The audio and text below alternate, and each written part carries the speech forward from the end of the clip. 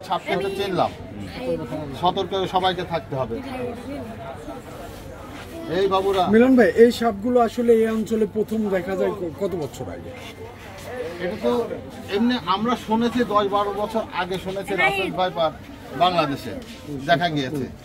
আর তারপরে ধীরে ধীরে যখন অল্প দিনে হলো 2-3 বছর 3 বছর আগে জানতে পারলাম যে 17টা জেলায় রাসেল ভাইপার দেখা মিলেছে।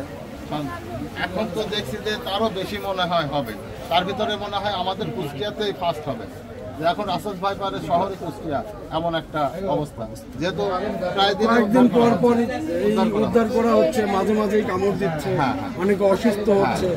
এই সব কারণে আসলে বর্তমান সময়টায় আসলে প্রচুর পরিমাণে রাসেল ভাইপারের খোঁজ পাওয়া যাচ্ছে, উদ্ধারও হচ্ছে।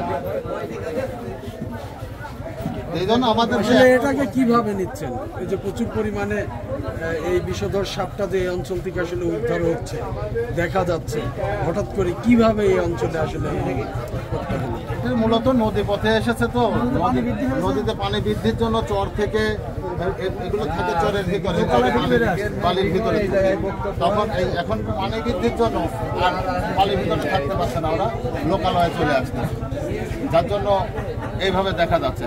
আর তাছাড়া বেদে গোষ্ঠী যারা আছে ওরা হচ্ছে যে এই প্রাণীগুলোকে হত্যা করছে, যে নীল, বৈশাখ, তারপরে বেজি, বনবিড়াল, এগুলোকে ওরা হত্যা করছে। এই হত্যা করার জন্য এগুলো আরো বৃদ্ধি পাচ্ছে বেশি, যেহেতু ওরা এদের বাচ্চা থাকতে খেয়ে ফেলছে, আর এখন এদেরকে খেতে পারছে না।